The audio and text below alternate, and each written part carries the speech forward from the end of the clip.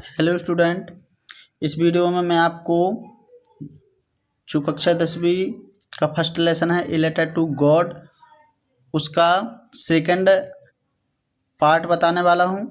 मतलब अभी तक अपन ने कहाँ तक पढ़ लिया था कि लेंचो पोस्ट ऑफिस में पहुँच के उसने मेल बॉक्स में अपना पत्र डाल दिया था। अब पोस्ट ऑफिस में क्या होता है उसको आप आगे समझिए, इस कहानी को और अच्छा से आप समझिए। तो मैं पढ़ते जाता हूँ और समझाते जाता हूँ तो आप अच्छे से समझिए।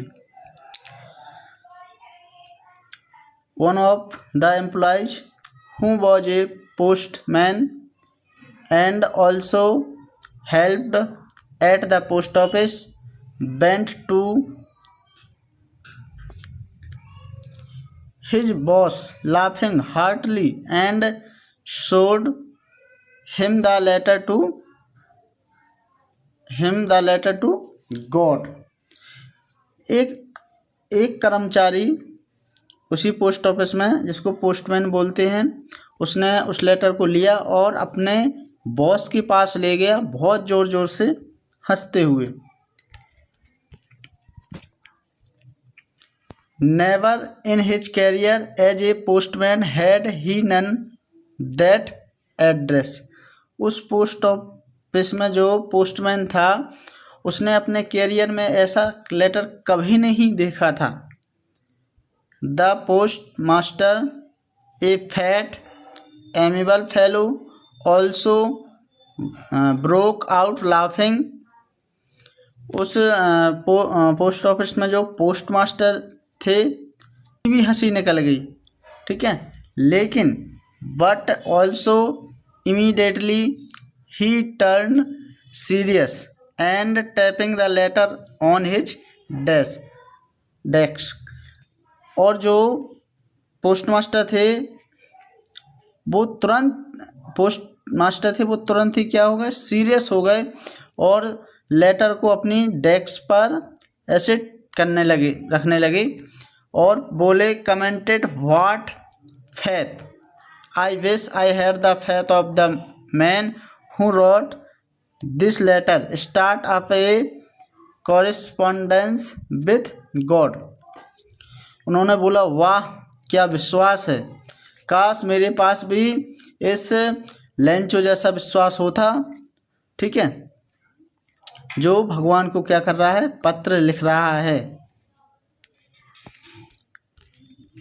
नेक्स्ट है, सो इन ऑर्डर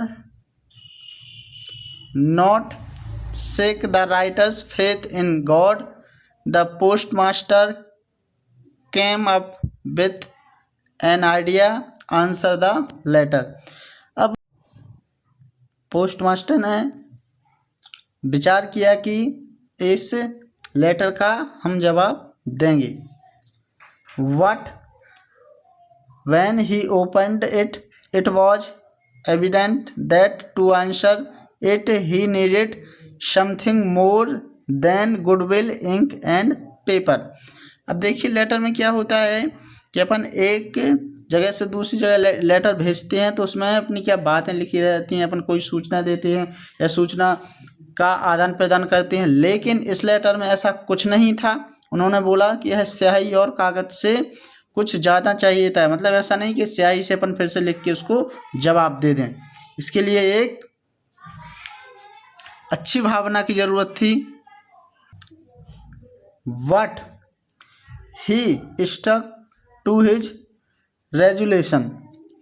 लेकिन पोस्ट मास्टर ने सोचा कि हम इसका जवाब ज़रूर देंगे। He asked for money from his employees. He himself gave part of his salary and several friends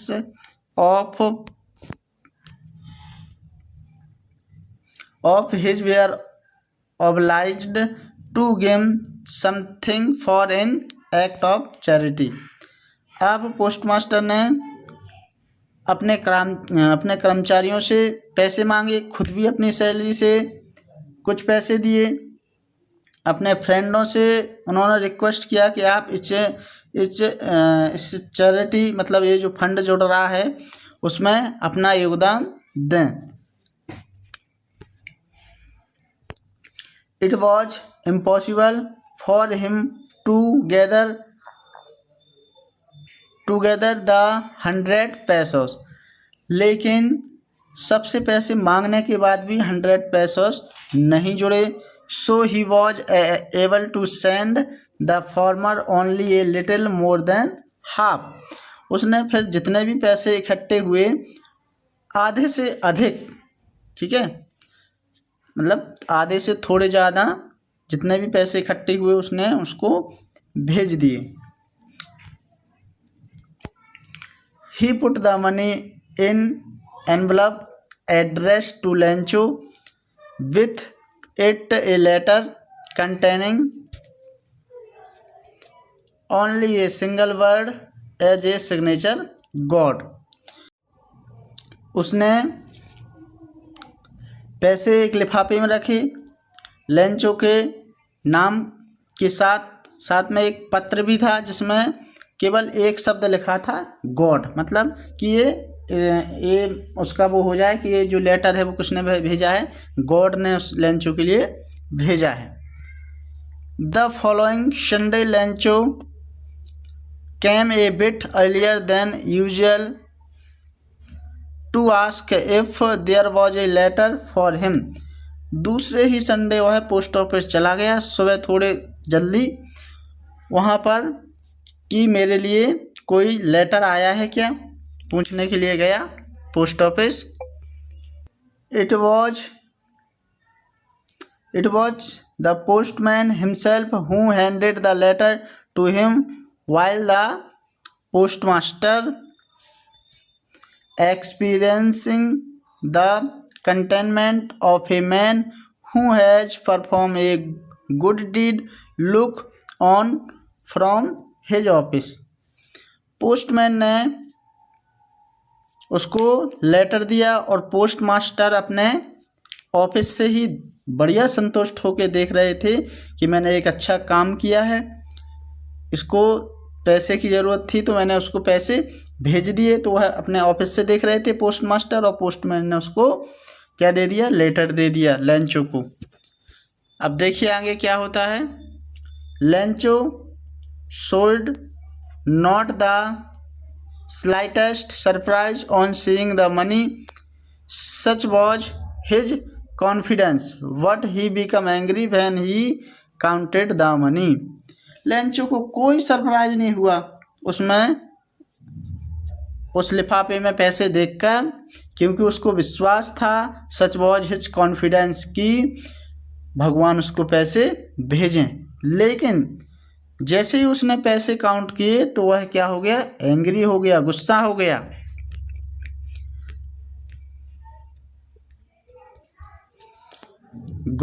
God could not have made a mistake, nor could he have denied Lencho what he had requested। उसने बोला भगवान गलती नहीं कर सकते हैं, मैंने जो मांगा था वह कम कैसे हो सकता है। आगे देखिए। Immediately Lencho went up to the window to ask for paper and ink.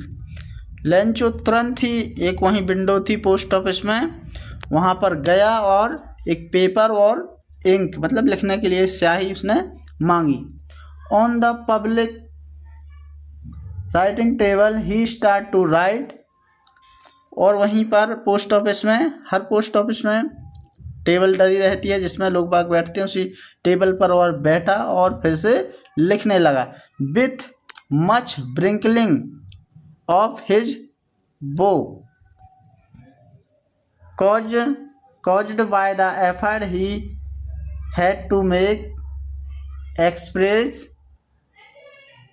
his ideas। और वह मेज पर बैठ के अपने विचार फिर से लिखने लगा, माथा सिकोड़ते हुए।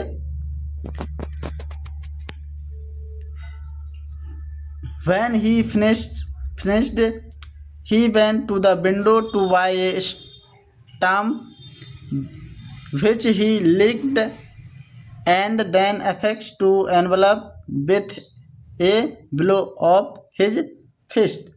और उसने फिर से एक स्टैम्प खरीदा और उसको ऐसे चाट के और चिपका दिया और जोर से उसको ऐसे मुट्ठी मार दी. The moment the letter fell into the mailbox, the postmaster went to open it. जैसे ही पत्र पोस्ट ऑफिस में गिरा, पोस्टमास्टर ने उसको खोला.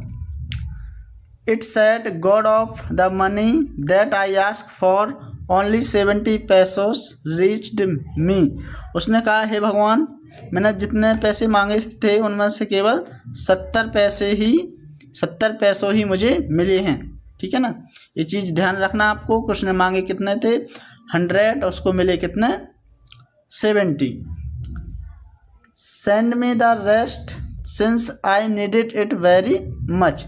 उसने बोला कि जो बाकी के पैसे हैं उसको भी भेज दीजिए, मुझे इसकी बहुत ज़रूरत है. उस पत्र में लिखा, जो भी फिर से लिखा था,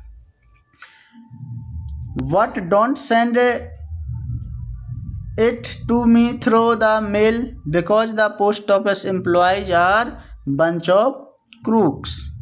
उसने बोला कि आप पोस्ट ऑफिस या मेल के द्वारा मुझे ये नहीं भेजिए क्योंकि यहाँ के जो एम्प्लॉयज हैं वो क्या हैं, बंच ऑफ क्रूक्स हैं, बेईमान हैं, भ्रष्ट हैं. वो ये समझ रहा था कि भगवान ने जो पैसे भेजे हैं वो पूरे भेजे होंगे, लेकिन पोस्ट ऑफिस के एम्प्लॉयज ने वो 70 रुपये से मतलब पैसों निकाल लिए. इसलिए उसने बोला कि आप मुझे डाक के माध्यम से पैसे नहीं भेजिए. ठीक है ना, ये क्वेश्चन भी आता है कि एम्प्लॉयज ने मतलब एम्प्लॉयज को उसने क्या कहा था, तो बंच ऑफ क्रूक कहा था. ठीक है ना, उस पर लिख दिया लंच. तो आप इस कहानी में समझिए कि एक तो पोस्ट मास्टर ने क्या किया, उसका विश्वास नहीं तो टूटने दिया भगवान पर से.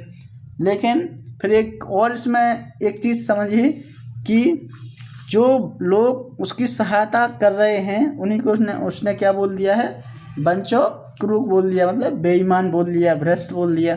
ठीक है ना, तो यही इस कहानी की एक विडंबना है. यहीं पर ये कहानी क्या हो जाती है, ख़त्म हो जाती है. अब आप इसके क्वेश्चन आंसर के लिए मैंने वीडियो बनाई हुई है, तो आप मेरे चैनल पर जाके इस लेसन के क्वेश्चन आंसर भी देख लीजिए. ठीक है ना, इस वीडियो में अभी इतना ही, फिर मिलते हैं नेक्स्ट वीडियो में. Thank you.